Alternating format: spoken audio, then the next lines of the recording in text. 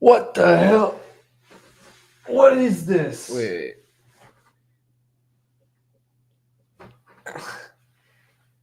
Oh my Wait God. a minute. What the heck? There's not a wall here. Whoa. Okay. God, let me see your Apple Watch band. No, turn around. Oh. This is tragic. It's, Would you care to explain yourself? It's getting there. Here, I'll show God. it. I'll show it off here. What we're working with. Yeah. So the side. Ooh, this is not coming across on camera at all. It's not going to be in focus at here. all. Can't I do all. like this? Don't you always go like this? It's manual focus. You need a piece of paper or something. Okay, it's God, completely that is frayed. totally wow. Can you tell? You can kind of tell on the camera. It's like completely Oh, frayed. you can definitely you see. can tell. Right I mean, here. look at this side. And Yeah. then look at this side. Ooh. Yeah. So it's That's crazy. I keep like these little strands keep coming, and then I keep like cutting them off, and then a new strand forms. Like here, we got some good ones like going on up here. There we go. See How that? long is that? That's an Ultra One, yeah. So you've had that for 2.5 years. Well, the watch itself I've only had for about a year. Oh, that's right, because because you the got an Apple incident. Cares. But the band I've had since launch, and it is getting a little bit. That is tough. I'm not gonna lie. But these bands aren't they like $100? Yeah, they For are. an Ultra band. It's Like, not come worth on, it, bro. Also, dude, it's the Ultra.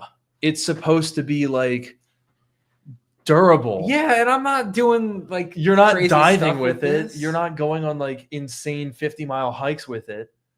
Not that hiking is gonna like what's a hike gonna do to a watch band? That's a fair Come on. point. I don't take this in the pool either. I have my that's right. You have a my separate sport one. loop, and I take that one in the pool. So don't- what scenarios do you wear that specifically in? I'm gonna be honest. This is my like everyday band. I think the reason is because I put it in the wash sometimes, and I have this little like mesh bag that I put it in to like protect it, but I think it's still not enough. That's crazy. You wash that thing in a mesh bag and it still looks like that? I think maybe I wash it sometimes like not in the bag, and then I started using the bag, but like it's still getting worse. I guess once That's it's bad, it nuts. just gets worse. It's kinda Dude, rough. I feel like for $100 piece of fabric, it should be way higher quality than that. Like Yeah. if that was a $30 Amazon band, fair, just buy another one. Yeah. But that's 1/8 the price of the watch, and No, it's I that know. bad.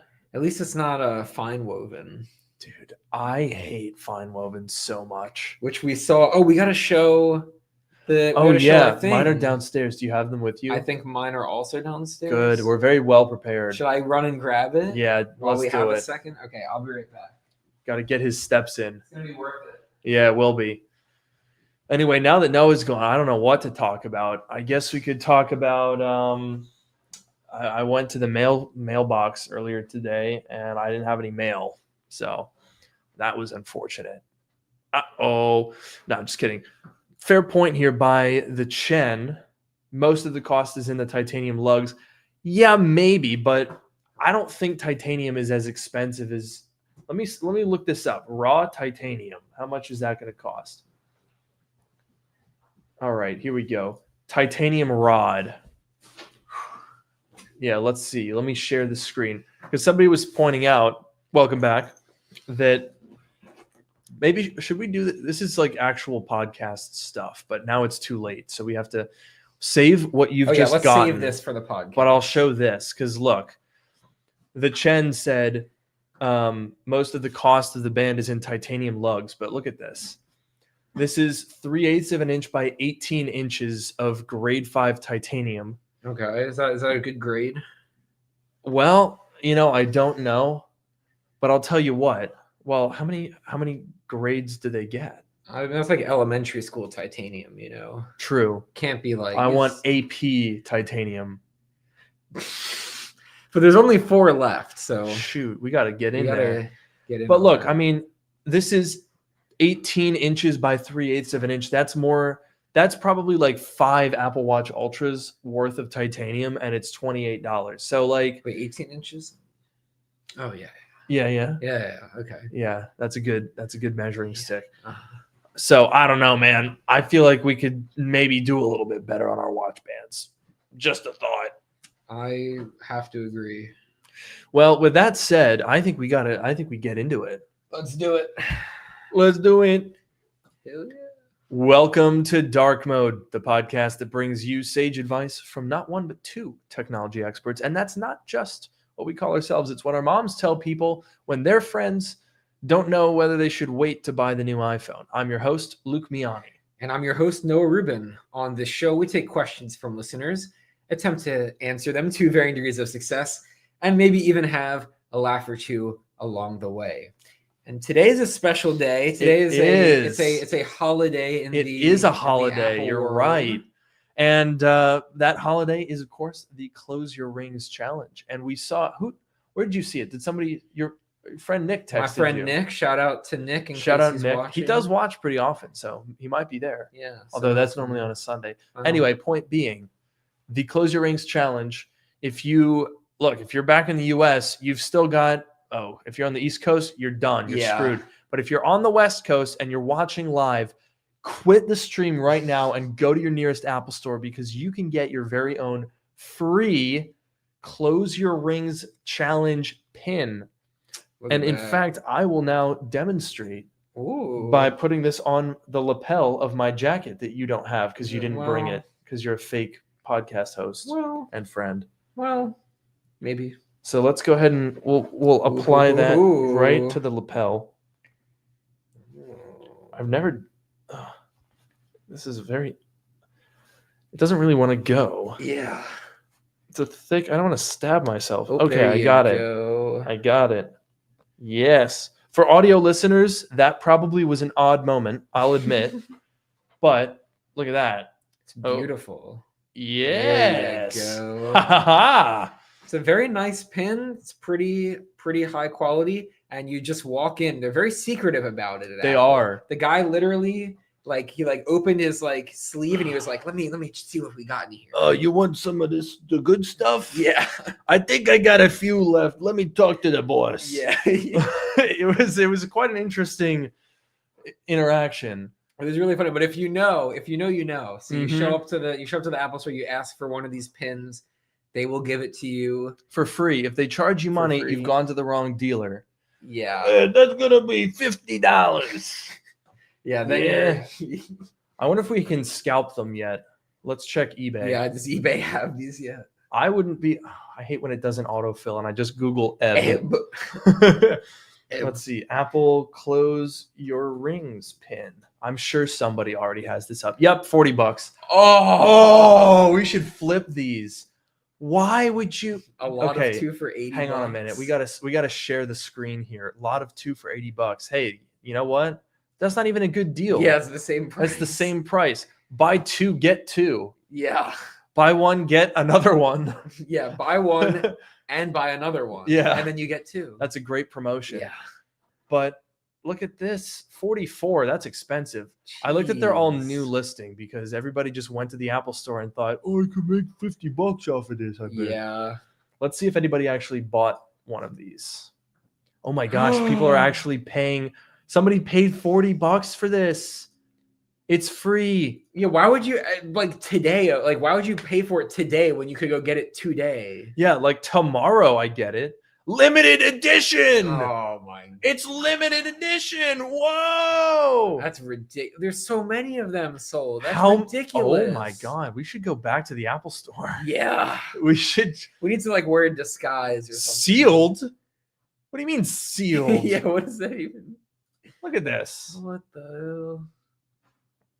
That's ridiculous. First of all, let's see what car this is. Oh my god. Well, okay. Look, it's a BMW. It is a BMW. Series. I think you're right. It could be a 4 Series. It's the same sort of general interior. Really? But no, yeah, you're right. I know. It's that's on purpose. Yeah. I'm trying to figure out though, because we've got a carbon fiber insert here, and we've got this the red leather. Right. What year is this? Looks like a 2016. I'm gonna go with. I mean, we can only get so precise, Right. frankly, but I'm thinking that it might be a 2018 M340i because that is a commonly spec'd interior. Or like a 20, I guess like a 2016, That's what I was 2017. thinking. No, that actually no, it's not. That's not the right. Oh. No, it would be. Is it a 5 series? Let's see if chat has any thoughts on it. No, I don't Good. think they care. no, they don't care. Anyway, point being, people are inexplicably paying $35 for these free pins. That's capitalism for you, baby. Yeah, that's Hell crazy. yeah. So get out there, get your pins. That's free. That's free real estate, is what that is. That's $50 in your pocket right there if you don't want to keep it. Yeah, no, that's true. Look at that. This is the most expensive part of this outfit. Yeah, that's true. I paid $28 for this jacket. Yeah. I don't know, man. I think the jacket's a better deal. Yeah, I would say so. But for free, it's a pretty nice pin. That's true. That's a good point. I also just noticed as I was playing with the jacket that the first episode, I turned this pocket inside out to be like a fake pocket square and completely forgot that I did that. Yeah. It's been like this for 4 years and I just haven't noticed. So there you go. Should I look? I don't think it is. Well, Oh, but now now it's iconic. I have to keep it. Yeah. Anyway, so get your pin. By the time that we've finished yapping about it, they're gone. So I guess you got to buy our pin. Price just went up, by the way. $70, and it's yours. You have a hard bargain, but what are you gonna do? Lightly used. Lightly. It's only been poked through one jacket. Exactly. I could put it back in this. Nobody would know. Yeah. Sealed. Perfect condition. Yeah. No, that's exactly what we're gonna do. Oh, But I'll boy. tell you what. You should get out there and get your pin, sell it for $30, and pocket that cash because you got iPhone season not too far away. It's around the corner. We're starting to get a lot more leaks, and to be quite honest with you guys, I am sus. I guess we're already more than half, right? We're like more than half of the way. Because October, November, yes. December, January, February. Wait, October, November, December, January, February, March, April. 7 months. Yes, we are halfway. Yeah, we're like a little more than halfway through the Yes. current iPhones. So you've got, what does that mean then? 5 months left? We've got May, June, July, August, and part of September. 4.5 months. There you Let's go. call it 5 months. So we've got 5 months until the new iPhones come out. It's crazy that we're already. I don't know. Dude, It happens time goes so fast. It's ridiculous. Yeah. I feel like it didn't do that in the past. And I don't know. Look, we're young. Mhm. When the iPhone 5 came out, I was so excited. And, they've always come out in September. It's not like that changed. But there was something. I don't think it's just time dilation as you get older. I swear there is actually a difference. They put something in the water. They did. Yeah, it's that fluoride. That's what it is. It speeds up time. It does. It's time juice. Yeah. They don't call it that, but that's what it is. Yeah. No, it's pretty crazy. But anyway, let's pull up this Oh boy. Okay. For those listening at home who won't have the gift of seeing this live, is that a gift? arguably not. Let me describe what we're looking at here. So on the left, we see what looks like the iPhone 16. Very nice. Good design. The camera bump is nice. Then to the right of that. I don't think anyone is seeing this. Oh, you know what? Not even the video viewers get to see this. Nobody gets to see it. You've been spared. There we go. Here we go. On the left, we've got what looks like the iPhone 16, completely unchanged. Sure. Love that. Great. Then we've got the iPhone Air. And to be honest, I don't hate it. That look with the bar like that. Yeah, so it's a single camera. It's got a bar along the top with the flash off to the right and the camera on the left. I don't mind that. It is not as bad as the other two. Yes. That I will give you. Yes. So then I guess that brings us to the Pro and the Pro Max. And that's where everything falls apart. Things fall apart. It's all about the yams. Yeah. And let me tell you, you could bury a lot of yams in that cavernous. This is no longer a camera bump. I think we have to coin the term camera compound. I mean, it's certainly it's an island of sorts. Yeah, We have the dynamic island. We have the camera compound. Camera compound. I like that's what I'm going with. I like it. And dude, it does not work. Look, we can make it bigger. Oh, it's even worse. It's just, see, the problem is the current camera bump makes sense because, and we've talked about this before, if you're going to have 3 cameras on the phone and you want them to have a similar perspective, that's the orientation. That is it. There's no other way to do that without it having, I mean, if you put the telephoto lens on the bottom, then it's going to be significantly lower down. So that might make a difference. I mean, maybe it wouldn't be that bad. You know, Samsung does it. I'm sure it'd be okay. Mm-hmm. But I get why they do it this way. And then, of course, the other problem is if you put them all along the top, then you lose spatial video. Mm-hmm. So you can't go the Pixel route. You can't go the Samsung route. And anyway, even if you do, people are just going to say that they copied it. So they had to stick with the triangle. But why did we have to extend the bump to the other side, the continent here, and then, camera continent. Yeah. That's better. It's a good one. We're coining the term camera continent. It's the biggest camera continent ever seen. Nobody's seen it bigger than this. Yes, we'll give credit to my mom said it in the chat. She did. Look at that. So there you go. Look at that. Turns out we're not the only technology experts. Yes. Our moms are technology. Well, my mom has never watched the show a single time, but your mom is a technology expert. Yeah. She always says she will, but then she doesn't. That's so. I feel so bad for you. R.I.P. But I'll tell you what. It's not as big of an RIP as this camera continent. I do not like it. It doesn't, and I'm gonna be honest. I'm also not a huge fan of even the Air. It's not as bad. It's more balanced. You got one circle on the left, one circle on the right. Yeah. And this, the flash is obviously a lot smaller than the camera. That's a big ass camera, by the way. It is. But if you're only gonna have one camera, you better have a big ass camera. Exactly. That's all I'm saying. The BAC, the back. Yeah. And we got to get back. Speaking of back, we got to get back to that phone too, because we had some thoughts about the iPhone Air, and I'm not. And we were hoping for flush cameras, which we're clearly not getting. Dude, see, here's the thing.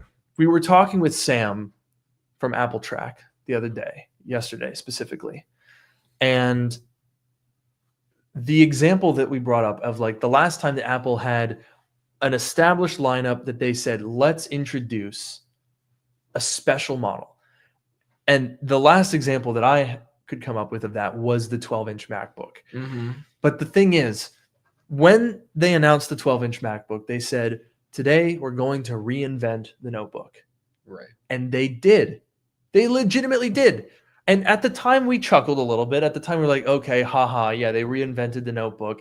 And then they go, oh, and we did it. And you're like, yeah, obviously. You wouldn't say we're going to reinvent the notebook, but then we gave up and we just did this. No. Yeah. So like, yeah, we made fun of it back then. But looking back, the 12-inch Retina MacBook was absolutely a revolutionary device. Even though it was a failure, the technologies that it brought to us, for better or for worse, we had the butterfly keyboard, the Force Touch trackpad, terraced battery cells, USB-C. They integrated the speakers were a massive improvement. They were the best speakers ever. And they integrated them with the antennas, which was very innovative, and they still do in some of their devices like the MacBook Air, which help increase the battery capacity. They had I can't remember what they called it, but it was like a wider aperture pixel for better contrast and brightness on the Retina display. The new design language that stuck around until like 2 years ago when the new MacBook Air came out, that thing was legitimately revolutionary. But as far as I can tell, the iPhone Air is just like a little bit less features and it's thinner. Yeah, I mean, even like I have this M4, this beautiful M4 MacBook Air right here. Yeah. That I'm very jealous of, and it's like you look at this thing, and there's so much DNA from the 12-inch MacBook that's still here. I mean, like when that thing came out and it had one USB-C port, that was a big deal. First of all, I mean, the fact that it was one port is a little bit rough, to be fair, but like the fact that it was just USB-C, and obviously in 2016 when the MacBook Pros came out and they were just USB-C, that was also kind of a thing. But like that was the start of it. But that was the first. That literally was the start of like, hey, USB-C is the future, and that's all you need, and that's still it's still with largely us. how it is. I mean, now we have HDMI and card reader on the MacBook Pro, but still USB-C. Our world overall is like. I remember making videos in 2015, 16, and 17 where people were like, oh, people called them the dongle books. Oh, it's the dongle book. Everybody was like, oh, you got your dongles. Everybody hates your dongles. Well, guess what? Now everything is legitimately USB-C. If I get something, some random electronic off of Amazon and it's not USB-C, I'm like, oh, what is this? Get this away from me. Even, $20 accessories that aren't even, electronically connected, but they plug in to charge are USB-C. Yeah. So they were right. They were right about the Force Touch trackpad. They were right about USB-C. They were right about increasing the battery capacity. They were right about a fanless notebook. They were early and it was bad. And the CPUs and the SSDs and the Thunderbolt connections and the Thunderbolt chips and the chipsets, and they all died. So it was a terrible product, but they were right about nearly everything except the butterfly keyboard. Yeah. But look, it was a risk, and I would argue it paid off. Yeah, I mean, in the long term, it definitely did. But I feel like this iPhone Air, like this, you look at this. At first I thought it was an iPhone SE. It makes sense being an Air, but I thought it was an SE just looking at it. And even the SE, like the SE doesn't have that big camera bump. It's just the one camera. And I get that it's not as good of a camera, I'm sure, but like, I don't know, man. I was really hoping for something more like this picture right here where you see the four of them next to each other. Okay, the iPhone Air is ridiculously thin. I will give it that. It's like it's like the iPad Pro is ridiculously thin. This is ridiculously thin. Cool. But like, is that it? Is the future just a really thin phone? Because we had that a while ago. That was the focus with like the iPhone 6 and the whole Bendgate thing and all that. Like we've had thin phones. I'm not saying that we can't have them again, but like, can't we have more than just, oh, it's really thin? Yeah, no, I definitely agree. And I think we're towing a delicate balance between, it is hard for Apple to win. I'll give them that, because we criticize them for not changing stuff. And then they say, let's make the thinnest iPhone ever. And we criticize them for being like, oh, well, it's just thin. However, the difference is that the Air is a new model. We haven't had something like that. And so I think for it to justify its existence, it has to be more than just like, hey, do you want an iPhone with less cameras, but it's thin? To me, that alone, I don't really. Now, I will say the size is intriguing to me. It's like about halfway between a Pro and a Pro Max. And that I could see being interesting, because every year I obviously review multiple different iPhones and, get a whole range of them. And every year I get the Pro and I go, oh man, it is really small and I kind of like that.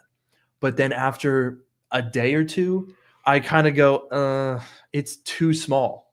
I want more screen. But the Pro Max is a chunky phone. I've been on Pro Maxes since the 12, 13, 14, 15, 16, all Pro Max. And they're big. They are big phones, and they can be a bit of a nuisance. They fall out of my pocket a lot when I'm driving.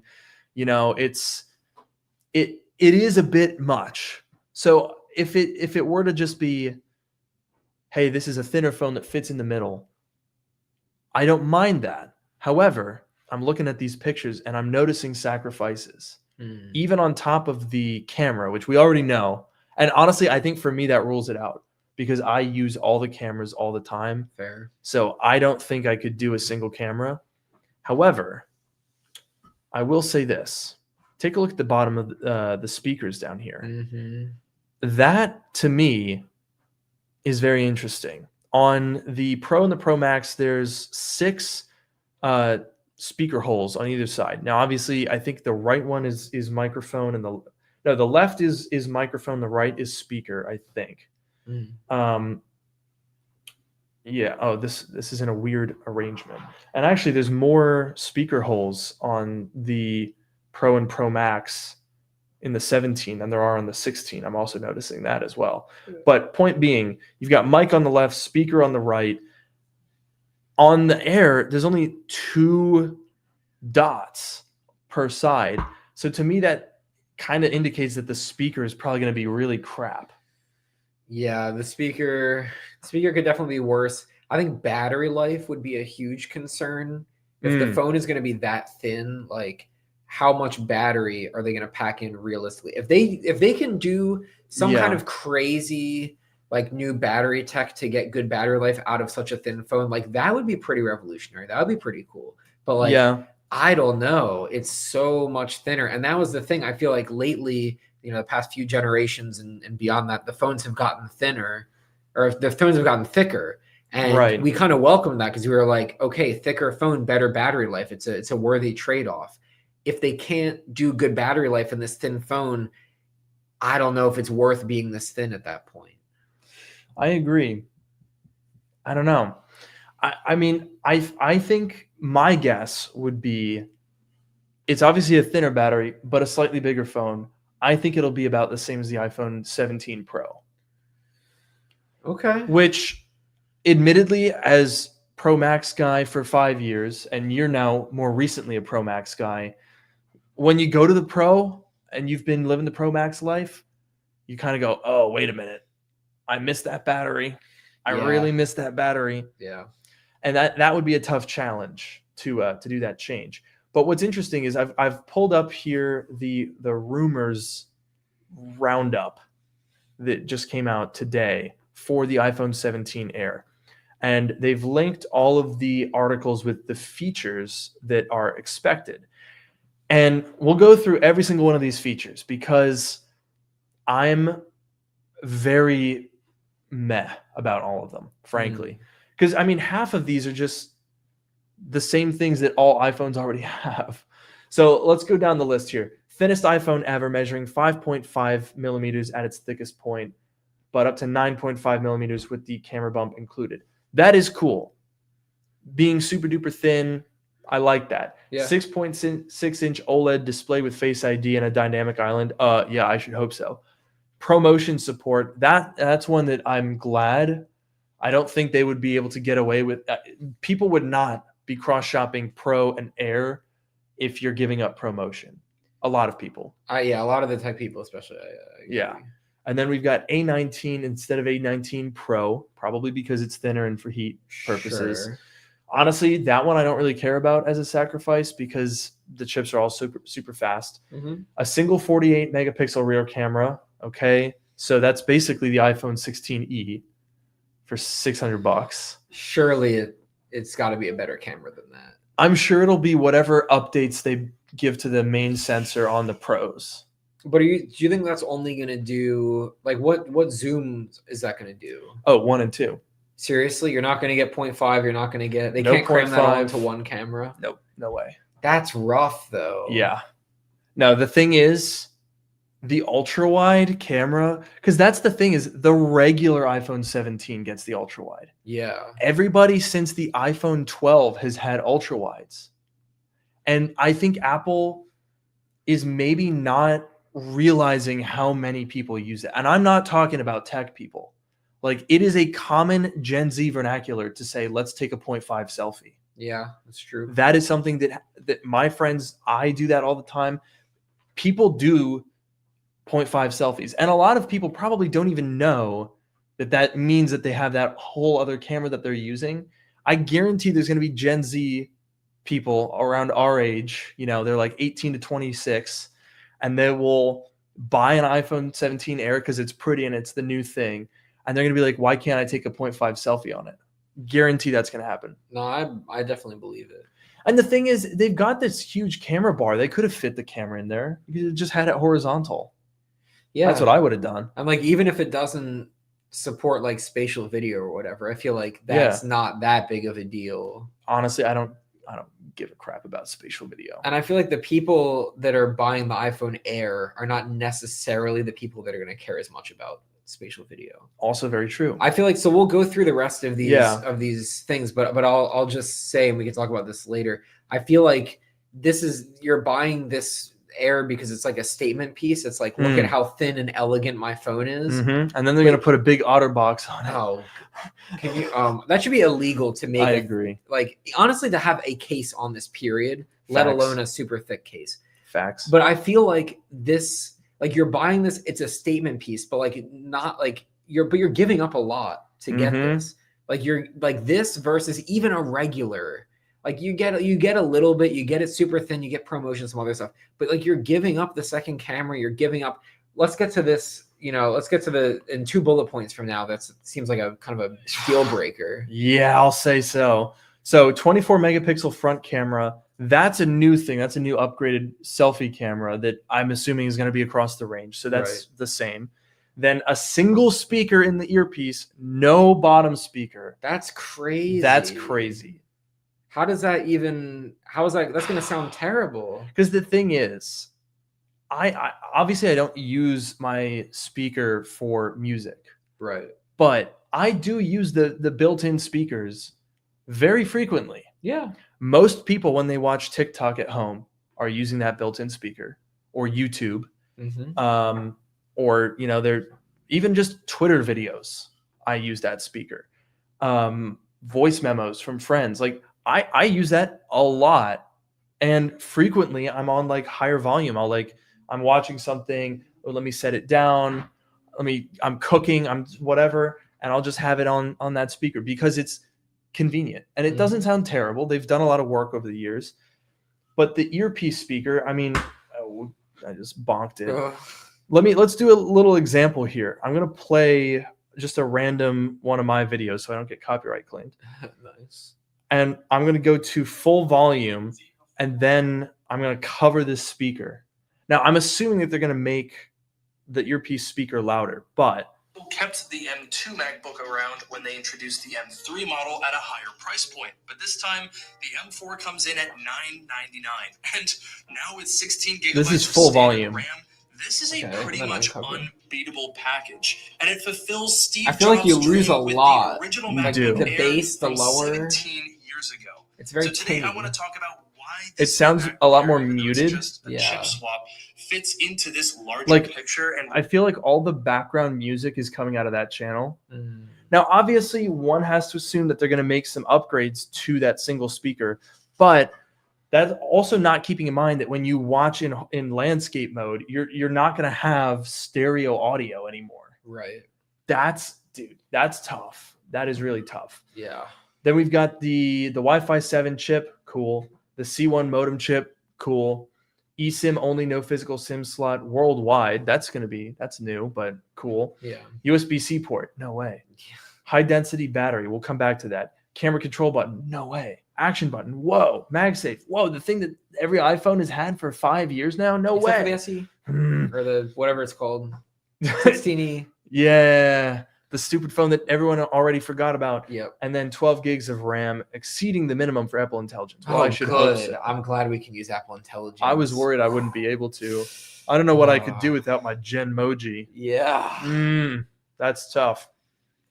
But yeah, like, to me, that feature list does not sound particularly compelling. No, I feel like this kind of phone, when this phone comes out, I'm going to be excited to go to the Apple store and hold one in my hands and like see it and be like, wow, this is so thin. It's so light. I don't know what else I'm going to care about, but I'm going to be like, wow, this is such a thin phone. It looks so beautiful, but like, I'm not going to buy one. It's only one camera. It's missing the speakers. It has it's like in between the regular and the Pro. Mm-hmm. But like, it's also kind of not. With the one camera, it's like worse than both of them. which is weird. But like in other ways, like it has ProMotion, which the regular one doesn't, which is nice. But like there's still, I feel like, enough missing here that a lot of people are not going to go for it. They'll get people to go for it. I think it's the people that would go for the regular 17. They could maybe try to upsell those people to the Air. I'll tell you what, though. Did you know what we didn't see in that picture? What? iPhone 17 Plus. True. So this is maybe for the Plus market, because the 17, the Plus series, what did they start that with? The 15 or the 14? I think it was the 14. The 14, 15, and 16 Plus have never really been. They never really sold very well. I remember when the 14 Plus came out, and we were kind of like, okay, I could kind of see that, but all the reports of sales figures said that it was kind of underwhelming, and they kept it around and they updated it. But I think the problem is, honestly, it's not really a problem. People just buy the Pros even if they don't need it. I don't think there's that many people that are going, well, I want to get the regular iPhone. I don't want to spend as much as a Pro, but I want the big screen, and I want this, and don't want that. And Apple creates all of these very specific niches. When I don't know if I mentioned this on the podcast, but I was talking to my friend the other day, and she went into the Apple store to buy an iPhone. She bought an iPhone 15 Pro. And I was like, well, out of curiosity, what made you buy the 15 Pro? And she said, well, I wanted a white iPhone, and they didn't have a white regular, so I got the Pro. That is legitimately the only reason that she got that phone.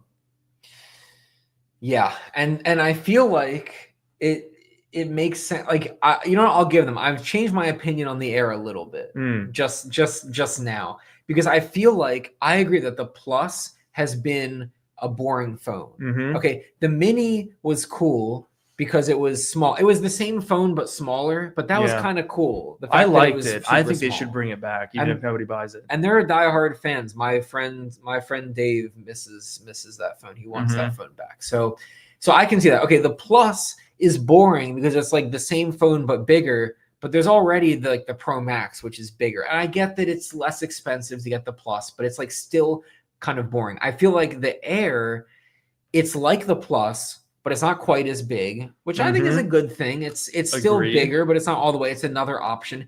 And they're going with the super thin, like elegant, like it's pretty clear.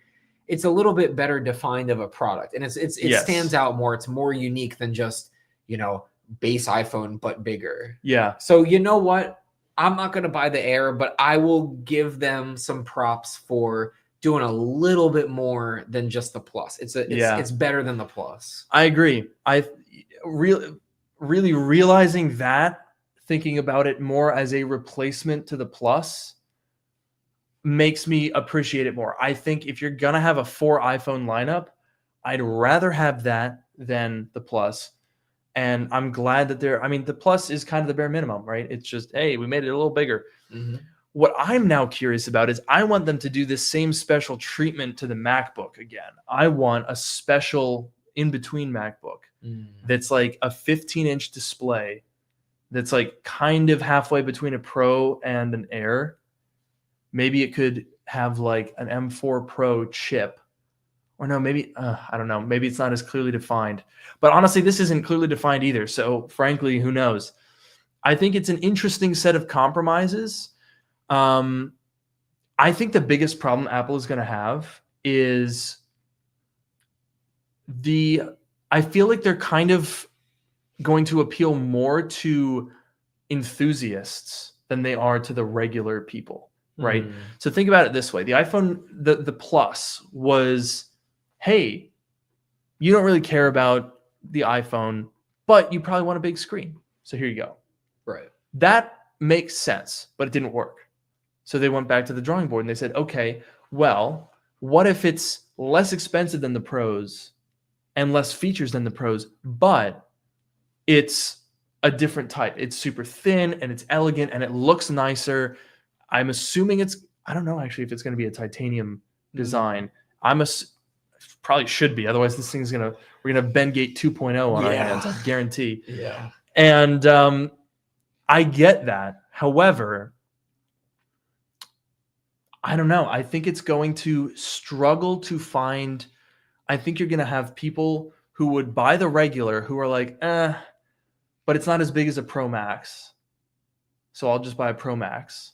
And I think you're going to find people who have a Pro who are going to go, I can't really do without the cameras. That's where I'm going to be. And you're going to have people with the Pro Max saying, well, I can't do without my battery life. And you're going to have people buying the regular who are going, well, why would I pay more for the same battery life and less cameras? Yeah. See, I feel like this phone has to appeal to the base iPhone purchasers. Yep. I feel like it doesn't appeal to the pros we've already talked about the reasons, the cameras, the battery life, whatever, the speaker, stuff like that. Right. I feel like it's going to be for the regular people. And I almost wonder if it is enough. The fact that it's like this thin, like when I don't know, like even the iPad Pro, when they made that thinner, and like when I see that thing, I'm like, damn, this is so thin. Like this is like really like that. It could be enough. It could be such a statement piece of this like super thin phone that like maybe that's enough. Because like you said, your friend who said, I bought the more expensive phone because I wanted it in a certain color. Maybe some people will say, oh, I bought this phone because it looks cooler because it's super thin. Maybe Probably. they do good colors for it too. I hope. If they do good, they better. If they do like really like nice, like if they really lean into this like super thin, elegant, like nice thing, and they do some like really nice colors for it, then I could see almost, because I feel like, okay, the Pro colors are usually pretty boring. There's usually like the color of the year is sometimes it's okay, sometimes it's not my favorite color, and then the other ones are kind of boring. The regular base colors are like, well, when they have colors, they're either like super like washed out, like a tiny little hint, or like, I don't know, what if they did like a super saturated color, or they did like something maybe something in between, like something in between a Pro color and a regular color. So it's not just like bright honkin' red, but it's honkin' red. Yeah, it's some like Cabernet. Yeah, like some fancy, like, you know, give me a mauve iPhone. Yes. Chartreuse. Like, that's what I'm saying. That's, you know what? You're right. If they do the colors right and they do the marketing right, I think that it could definitely. I'm just imagining like celebrities with this phone. Especially if they, dude, I'm telling you, I was joking, but chartreuse, mauve, Cabernet. Yeah. Those unironically would be sick. And if they did like a whole, like, imagine if they ran like a whole ad campaign of like fancy people at a gala. Oh, you have Cabernet? Oh, I have champagne. Yeah. And like if they did like a whole little funny bit, that would be good marketing. Look, see, we're figuring out how to sell this phone just with paint. Yeah. Honestly. But realistically, I think this is going to be a hot take. I think Apple is making a mistake because it's clear that they've been trying a bunch of stuff. And typically when we question Apple, we always preface this by saying, well, Apple clearly knows more than we do. But I would argue that they actually don't. Because over the last couple of years, they've been really hemming and hawing and trying a bunch of different stuff in the mid-range. They tried a Mini, they failed. They tried the Plus, they failed. They tried doing an E, which doesn't seem particularly to have roused people's excitement, let's say. And now they're trying an Air. So clearly, I think at some degree, they don't actually know what they're doing. And so therefore, I would like to give a bit of advice. I think what Apple needs to do is make the ultra premium iPhone. They need to make a $1,400 phone on top of the Pro Max, and they need to call it the Ultra or the Max or the Super Mega or whatever, and they need to give it a sapphire screen. They need to give it some, like, just dial everything up, make it thinner, and give it, somebody mentioned earlier, a silicon carbide battery, some like absolutely insane tech, give it a 20x telephoto lens, give it a fourth camera, give it like cinema stabilized, like insane sensors They need a Halo iPhone. The problem that you will always run into, and we are the manifestation of that problem, is we hear, oh, iPhone Air. We go, that actually sounds really interesting. And then as soon as you see that you have to give up any feature that you currently have on your phone, it's out of the running. I'm not giving up the cameras, and I'm not giving up the battery life. There's a very good chance that I will buy an iPhone 17 Air, and I might even keep it if I really, really like it, but it will only ever be a secondary device. And that's only because I'm a tech YouTuber and I can maybe justify it and deduct it on my taxes. But if I'm a regular guy just buying a phone, straight up, the cameras, the speaker, I'm already out. No, I agree. And I think, like, funnily enough, I think maybe it's not that funny, but I think it's a lot easier for Apple to do that than to do the mid-range thing. Yep. Because the mid-range thing, it's hard because you're in between the lower end and the higher end, and you have to pick and choose what you're taking from the higher end, what you're taking from the lower end. How can you take the right combination of things to get the price right while also making a compelling product that people are actually going to buy? When you make the iPhone Ultra, it's just balls to the wall. I'm doing we're putting everything in. No compromise. Price be damned. It's going to be expensive, but people are still going to buy it. I mean, Lord knows we're both going to buy it. Oh, yep. So, and see, that's exactly my point, right? You're not going to sell the Pro and the Pro Max diehards on an Air. Mm-hmm. You're just not. Maybe, just maybe, someone will buy an Air this year and then go back next year, and then it'll feel like a bigger upgrade because they'll get their cameras back. Yeah. That is realistically the most that I could see happening. But I mean, honestly, there might be a couple of people who buy Pro Maxes normally who will say, oh, now I can save a bit of money and it's thin and I don't care about the cameras. Sure. Yeah. But even then, that is Apple losing a Pro Max customer, not gaining someone who would have bought a regular iPhone. So to me, that seems like you're kind of not really winning in that trade. So to me, I feel like the answer really is ultra premium. Yeah, I think, and I get, like, okay, the mid-range, there's probably, I don't even know, there's probably more customers in the mid-range, or there's probably, they can attract more customers or upsell more customers from the 17 to a 17 Air. I get why the mid-range is attractive, but I feel like there are enough diehard Apple people, and like, even not diehard Apple people, but like people that want like an ultra phone. Right. I'm sure there are enough people that it's worth it for them to do it. And I'm almost wondering, like, it creates another tier. So, you know, you have the regular tier, the Pro and Pro Max kind of are in the same tier. It's just different screen sizes. And maybe there's like a camera difference occasionally. And then there's like the Ultras, like another tier. I'm just trying to think of adding another tier in the upper end, if that helps anything, if you can like shift any of the other tiers around to like make more room for mid-range. I don't know if that actually helps or not, but I think regardless, having that like that upper tier, you're definitely going to get people. And it seems like an easier problem to solve, because like, you know that if you make this phone, like, you can kind of imagine what's going to go in it, how much it's going to cost, and you know people are going to buy it. Versus the mid-range, it seems like, you know, like you said, Apple's been trying a lot of different things and they haven't like super been working, you know, super well. So yeah, I don't know. It's going to be interesting. And I like this comment here from Jeff saying Apple's problem is they are protecting their other products so they won't go hard on mid-range stuff. And I think that is the case. Yeah.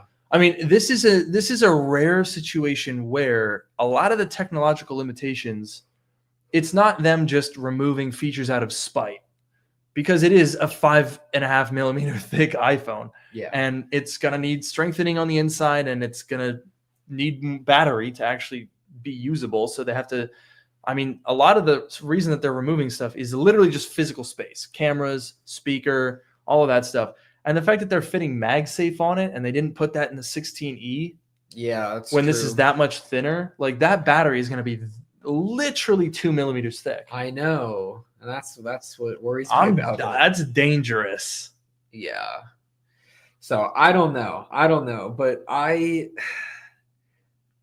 very curious to see what Apple does. I kind of agree with you. I feel like this could end up becoming another mid-range, Mm. maybe not failure, but like another attempt that doesn't really stick the landing like we've seen in the past. I wouldn't be surprised. That was a good phrase. That was a great podcast thing to say. I hope the Doesn't stick the landing. I hope the AI thing clips that clip. Yes. And then we can post it on wherever you post podcast clips. Dude, and actually, you know what? I want to talk about, speaking of AI, I want to talk about Apple Intelligence. Because we're coming up on WWDC, which will mark a full year since Apple Intelligence was launched, and we still don't have the only useful feature from it, which is personal context. Personal intelligence, whatever they called it. Whatever it was. I read some like article or something that said that was a complete lie. Like that, Really? they never had anything like that working, and it was just marketing. Oh yeah, I saw that. They didn't have it ready. It was like purely in concept stages. Yeah, but they still like made that concept video and like marketed it. They which is marketed the crazy. iPhone 16 based on something that didn't exist. You think there's going to be like a class action lawsuit? There already are. I want to join that. No, I agree. I think we should. Yeah. Because like seriously, it's because okay, here's the thing. People kind of point at that and they go, "Oh, this is so dumb. Everyone wants to make their buck because of Apple." But I say no. I think that being a nuisance to companies that play fast and loose with the truth is absolutely what you should do. I absolutely think that you should slap companies that do stuff like that with a class action lawsuit. Even if it's frivolous, even if you're not going to win, just bother them. Because you're selling tens of millions of devices based in large part on a lie. Every single piece of advertising about the iPhone 16 series has been Apple Intelligence. Apple Intelligence, oh my God, this is incredible. This is incredible. Meanwhile, they made a new Siri animation. There's nothing new that Siri can do. Can't even turn off my freaking lights. Like, come on, dude. You cannot just go out there selling the phone saying built from the ground up for Apple Intelligence. How can you build it for something that doesn't exist? Yeah, it's really, and I just got Apple Intelligence recently because my phone is in Spanish. So I just got it like a month ago when they launched it to Spanish and a few other languages. And I am not impressed at all. I turned on the features. I turned on the priority notifications and the notification summaries. The priority notifications is like okay. I don't think it seems that useful, but like it does an okay job of figuring out like what's a priority and what isn't. It's not always accurate, but the summaries are like so often wrong. Yeah. Like it'll take, especially like it'll I use Telegram a lot, and it'll say like, you know, if someone someone reacted thumbs up to your message, and Apple Intelligence will misconstrue that as like that person said that message instead of reacting to it. Yes. Or you'll get random. It's like it doesn't get the subtleties. Like I keep seeing these things where Apple Intelligence will say something, and then I'll read the thing, and it'll be like the opposite. Like it's not that this person recommended it. It's that like it was recommended to that person. Like like all these things where it's just like completely wrong, and I'm like, I would rather not see that than see it, but I like seeing it because then I look at it and I'm like, haha, that's so stupid. Like what an idiot to like not understand that nuance, you know? No, seriously. And I mean, if we go through every single Apple Intelligence feature, right?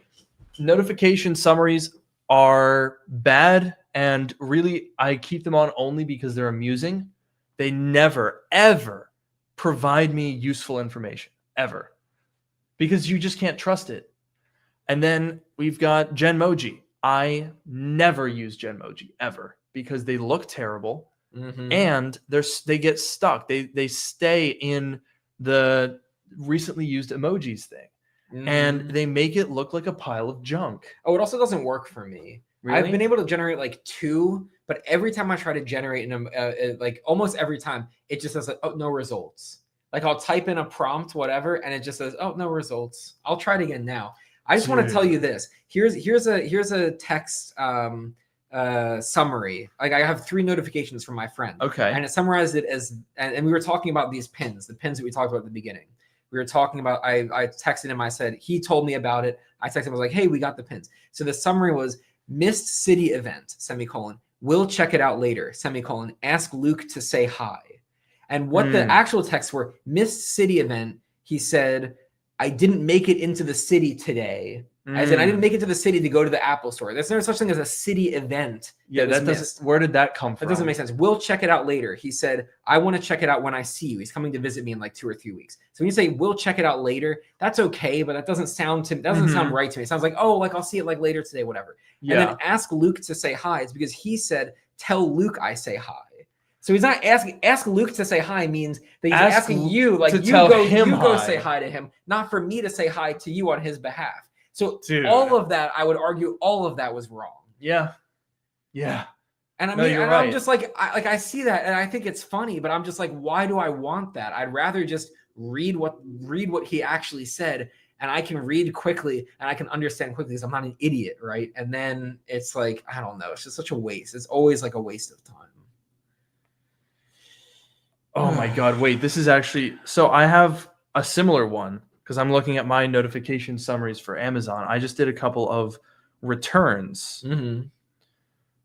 And it's not technically wrong, but it grammatically makes no sense. So one of the notifications here is arriving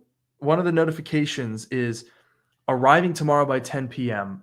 and it's something shipped. The notification summary for that is shipped tomorrow. That doesn't. Yeah. How can you ship something in the future? Shipped in the future? Dude, yeah. Like, that doesn't make sense. And that's a minor one. Yours were honestly worse. Yeah. So the notification summaries are wrong. The mail summaries are wrong. The priority mail notifications are frankly annoying. I disabled that feature because it would just seemingly pick some random notification. Some of the ones that I got were like coupons, the things that you always delete. It was like $10 coupon, and that was the top notification out of 50 emails. Then it said, that's the one he needs to see. And it stays there because you can't dismiss it. It stays there until you delete the email itself. Yep. So it was there for 37 emails as I went through, and then it goes away. So that's annoying and wrong. Genmoji, bad, doesn't work, looks bad, stays in your tray. Here's Genmoji. You can't see this. Here's Genmoji not working. I tried it in no results. It's just me. I just wrote Noah on a bicycle. I tried it in Spanish and English because my phone's in Spanish, and I set Noah. It's blue. It's like set to be me. Oh my God! It says something isn't right, and it's like no results. It's like no results. Like try something else, and I like keep trying different things, and it never works for me. Does it do the same thing? Really? Yeah. What? That's my weird. My phone like gets hot when I try to use this. What the hell? That's crazy. What about Image Playground? Does that work? Because that's another thing that I never use because it's the dumbest, most idiotic feature. And every single one of these Apple Intelligence features dumbs the experience down. It makes the iPhone feel worse. It's literally the AI slop that we complain about all the time. Oh God, what is this? That is slop. Like, look at this. It's me with like nubs. You have nub arms. I don't have hands. I don't have arms. I'm just a nub, and it like. Good God. It kind of looks like me, but it's so smooth and like. They look so obviously AI generated. And the thing is, and feel my phone. It's like not hot, but it's like warm. Oh yeah, definitely. The rail over here, that's where the chip is. It's like warm. And the thing is, I accidentally broke it. I can give you a gorro de lana. It looks so bad. Like, why would you ever want this? The thing is, this is a feature that came out several months ago, and it already looks like it's years behind in technology compared to the newer image generators. Yeah, that's true. And that's the problem of Apple. It just moves so slowly. They took forever. This is probably using some sort of like late 2023 image generation tech because they put a lot of the stuff on device and they don't update their models as often as other companies. So it's probably a year and a half, 18 months outdated at this point. And that is extremely obvious. And that's on top of the fact that even if it did look better, it's still freaking useless. I have never once generated a single item of value through, and even when I'm like, let me make a funny meme, nothing. You can't get it to do what you want it to do. If it does anything remotely similar, it looks weird and bad. I don't even send them as jokes because it doesn't even like it's so much funnier to just find a random shit post off of Reddit than to make a Genmoji that is like arguably more accurate to the description at hand. Yeah. And wait, I just want to quickly address the Chen is saying like you have to say person instead of like a name. That doesn't work for me either. Like, look, it's loading. I said person on bike. It still showed me. It was like Noah. And here, I'll do it in Spanish, persona in BC. Okay, so it's loading. See, it still has me. It says like Noah for whatever reason. This one, it took a little while to load, and then it's like, oh, no results. So I'm saying person instead of Noah. I'm gonna let it load. Oh my god, it actually worked. Whoa. Wait, that's literally the first time that I've ever gotten a Genmoji with my face on it. Oh my also, God. Feel how hot it is now. It's definitely hotter than it was. Oh, God, yeah. That's noticeable. And, like, the second one, why did it put you in the middle of Stonehenge? Like, they're just bad. And the thing is, even if you find one to use it, it's stuck there forever. There are some, like, random... I remember I think it was even in beta that I made some of these recently used ones, and they're still there. They didn't go away. I don't know how to get rid of them. Can you is there a way to throw them out? It's a great. Oh crap. I just added a horrifying emoji to this random group chat. Oh no. Oh no. What have I done? Oh no. That was also sent 8 hours ago. Oh no. Oh god. See, this is what I'm talking about. AI sucks. Oh boy. All right. I mean, it's such an easy target. I feel like we talk about it all the time, but like, how is it still this bad? Like, what are they gonna say at Dub? Like, are they gonna start advertising new features that we're gonna get in another year from then? Are they gonna be like, all these great features we announced that still aren't out yet, they're still coming? Like, what are they gonna say? That's a good point. Because you can't, if you say something else, how can you announce future features when the previous ones aren't even out yet? I swear, if they announce like new features for Apple Intelligence, like they need to get out there and like apologize. They will never do that, but that's what they need to do. Bro, I'm gonna just say it. This is Apple's biggest debacle ever. Certainly since the Steve Jobs era. Yeah. Certainly 100% in the Tim Cook era. Oh yeah. Like, this makes Apple Maps look like somebody dropping a popsicle. No, I agree, because Apple Maps, like, yeah, it wasn't great to begin with, but like it existed. It was functional. It was functional, and they worked really hard, and like they made it better pretty quickly. I feel like, I'm not saying that Apple Intelligence won't get better, but like it's really like they're taking their time. The problem is it's not so much making it better, it's making it exist in the first place. Like, it would be like if Apple Maps came out and it didn't have directions for the first year.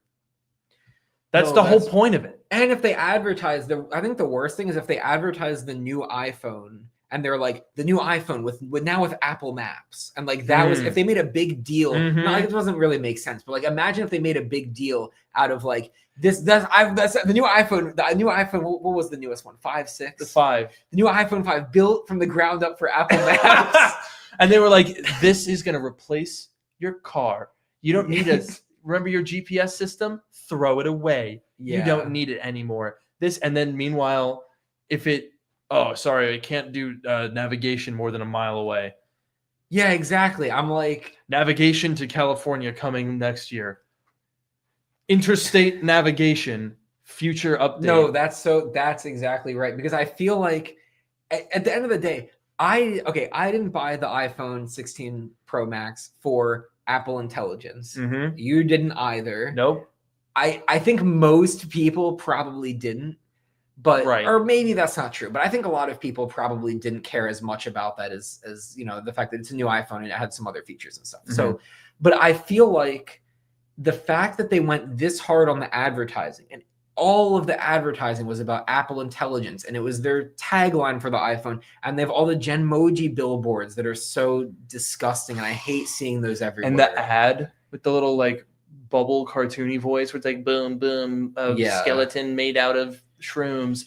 I hate that ad. It's like, and like the fact that it's all of that. It's all of that that's like what they chose to focus the iPhone around. That's, I think, what makes it so bad, because if it wasn't a big deal, if they didn't make such a big deal out of Apple Intelligence and it was just kind of a feature that was there, I'd be like, whatever, I don't care about this feature in the first place. I'm not gonna use it. They can do whatever they want. I don't use Siri now. I'm not gonna use Apple Intelligence in the future. Maybe I will if it's whatever. Fine. Sure. But like the fact that they tried to make it the selling point. Yeah, and it's so not. And I think that's like where it gets into like and they're still territory. At it. Like, okay, let's do an experiment. I'm going to go to apple.com and I want to see how long before it's right at the top. The literal first thing is Apple Intelligence. And then if we scroll down here, built for Apple Intelligence on the MacBook, which is even more laughable, by the way, because it's even more useless there. Yeah. And then built for Apple Intelligence on the iPad. Apple Card built for Apple Intelligence. It's not even built for tap to pay. Yeah. Stupid ass card. I can't believe they haven't updated it. And like when you go to the iPhone page, the first thing is the Siri animation.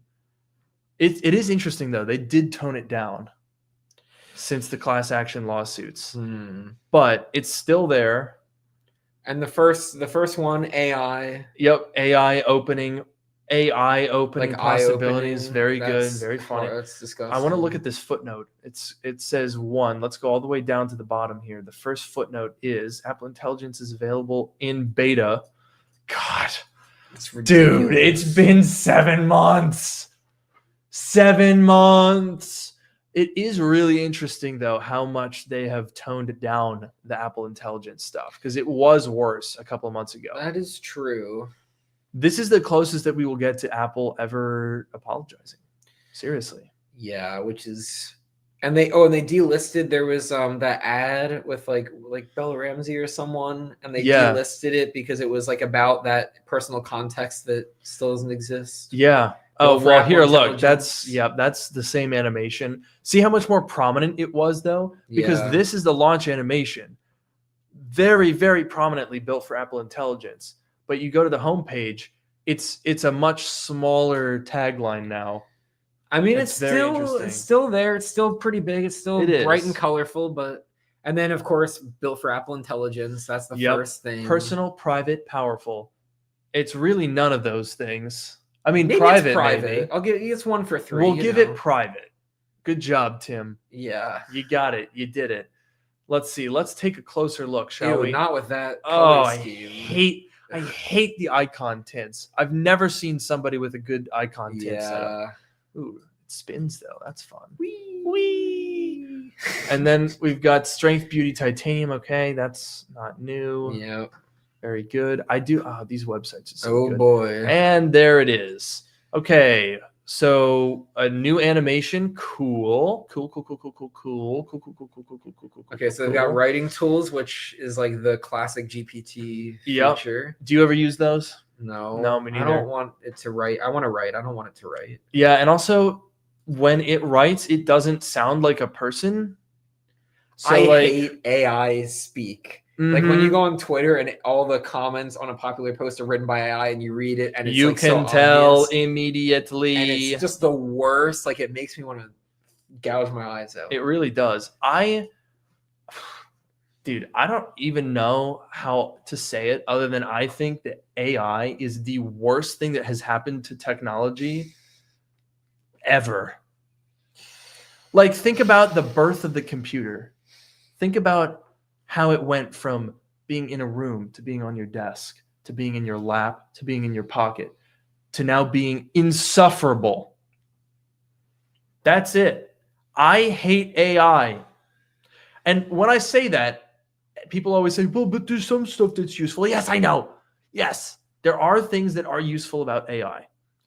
I mean, there's an ad that I'm working on that'll come out at some point. I don't know. For it's like a noise canceling headphones, and they have like a thing you can record, and it can record and transcribe and summarize stuff. So if you have like a meeting, you can boop and you can record a phone call or whatever. And you see, the thing is, something like that is pretty minimal. AI transcriptions, summarizations, sure. That I don't really have a problem with. Same thing with like even in some video editing software, there's stuff for like editing podcasts where it'll switch cameras based on who's talking and it'll cut out blank space. Sure. But all of the useful implementations for AI that I have found are exactly that. Little tools that are just like a little plugin to make one small aspect easier. That is where AI is useful. But when you do stuff like this, when you're like, oh, AI can rewrite your email to make it sound more professional. No, it'll make it sound different. It'll come up with some words, sure. But it's not like, the problem is, no matter how good AI becomes, it is not thought. It will never replace thought. It can only imitate it, definitionally. And so it will always have that limitation. Yeah, I'm just waiting for the day when it's not the big obsession and we can just Please. kind of go back to how things were. It's been like 4 years now. This one's been sticking around for a while. I thought it was going to die out by now, but it seems to only be getting worse. Yeah, so I mean, now they're using ChatGPT to influence trade policy, so did you see that video of some guy that showed up to court and he's like an AI lawyer, and the judge immediately like, yes, oh my god, because obviously that was so funny. And even when there is something that is impressive that everybody talks about, like the new, I can't even remember which one it was, but there was that image generator that it's like actually photorealistic. And for like 3 days, everybody on Twitter was like, this is not a real photo. This was created by AI. Yeah. And I was like, bro, first of all, I don't really care that much. Sorry. Yeah. Sorry, I don't. Oh, wow. A photo of people that don't exist. My day has not changed at all. Yeah. Second of all, I cannot think of a single use for that technology that doesn't impose man-made horrors beyond my comprehension on the world. Seriously, what possible benefit is there of computer that can generate photorealistic images of things that aren't real? You know what else I hate? And I know we're over time, so we'll chill in a second. But I hate. Have you seen those posts where they're like, this movie was generated with AI? Yes. And it's a bunch of like completely random clips. And it's just like, yeah, it's just clips of people like standing still. Yes. There's no dialogue. Yep. There's no scene. There's no composition. It's just like a bunch of random clips together. And they're like, this movie was made with AI. Like, it's not a fucking movie. It's 47 seconds. Yeah. Every time the camera changed, the character looks different. Yeah. It's shit. It's all just utter shit. And it's like, it's cool that a computer can do that, but like, I guess it's not that cool. It's like, it's not cool. good. It is less cool than people that make Minecraft computers. Oh, absolutely. Sorry. It's like, sorry. It's cool that a computer can do that, but it has no like artistic value. Nope. It's just cool that like a computer is capable of like making something that looks like maybe kind of realistic, but usually they still don't look that realistic. Exactly. But it's like, but beyond like the novelty of it, it's like not worth anything. And even when they do make stuff that is actually realistic, the only outcome of that is negative. If we ever do get to a point where you can just plug in an AI generate an actual movie, that's a bad thing. Yeah. That's a really bad thing. Because first of all, it's not, nobody's getting paid to be a part of that. Do you know how many thousands of people work on content? Whether you hate Hollywood or not, I don't really care. That's a lot of jobs. Mm-hmm. If you think their jobs is stupid, sure, that's your opinion. But it is a pretty big part of the economy and people's livelihoods, and it's probably not a good thing to have a random Redditor going in and just I'm gonna just make a movie where she has big boobs and stuff. Like that's all it's gonna be, dude. That is all it's gonna be, and it's still just imitating things that are real. We are going to get to a point, mark my words, where AI is going to only be able to use other AI to train itself. Like right now, we have 30 years worth of internet for it to pull from and replicate effectively. But there will come a time where AI is going to learn from AI, and it's going to devolve very rapidly into, the dead internet theory is real, folks. Mm-hmm. That's where we're going. Maybe that's how it ends. Like right now, it's maybe kind of useful for some people, supposedly, but like when that happens, it's then and the usability goes away. Then maybe that's what will finally end it. Hopefully. Oh God, please. I pray for the downfall of AI so incredibly badly, because I think legitimately it could be so much more useful if we weren't trying to pretend that it was this crazy, insane thing that it isn't. It's not that mind-blowing and crazy. It was in 2022, and I thought it was cool, and it is useful. People use ChatGPT to get answers. Sure, fine. People use image generators. I question the premise, but fine. People use it for like Photoshop tools or for proofreading articles. All of those little background assistance features make sense. But this whole craze is just so out of proportion to its actual use and capability. It's on borrowed time.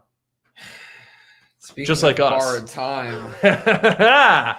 Well, hey, look, we gave you guys a long one because we've been gone for a while, and will we be on next week? As in, like in a few days.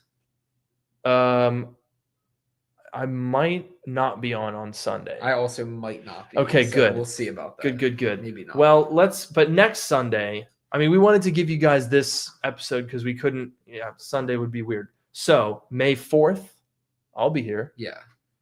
May 11th, I think I'll be here. Yeah. Okay. So look, we're going kind of back to. We'll be around. We'll be here. We'll be around. Don't worry about it. But as for now, I have been your host, Luke Miani. And I've been your host, Noah Rubin. Thank you for watching, and have a great Thursday night.